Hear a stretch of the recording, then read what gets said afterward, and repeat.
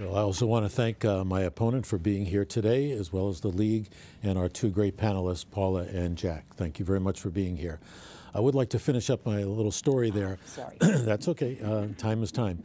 But because my opponent has said that things were in pretty good shape and have been in pretty good shape. But again, when I arrived 4 years ago, Community House Park had a basketball hoop or a basketball court. One was just a pole with no backboard. The other had a backboard that was rusted out. We now have 4 backboards, 2 beautiful courts over there that we're taking care of. What I found time and time again is things that were being ignored. Same was true at Ballantyne Park. Basketball court there was in disarray. We had a pool, a fabulous facility, but we had provisions that kept people away.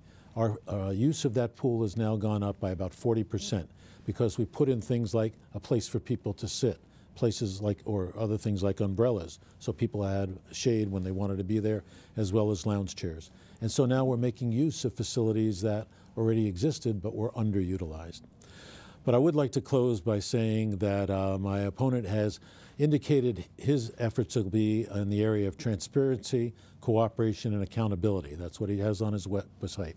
And I take a lot of pride in the tremendous strides we've made in all those areas in the last 4 years under my leadership.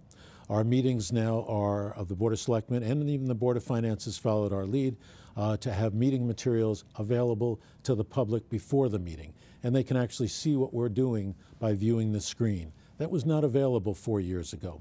As I've mentioned, we have partnerships with so many organizations around town. We meet regularly with the Heritage Village Master Association, the Southbury Training School, Region 15, and I'm very proud of the partnering that I did with the governor to preserve the Southbury farmlands, something that had been in the works for over 20 years that no one had even been able to get the state to do. And now that it's done, everybody says, that's a great idea.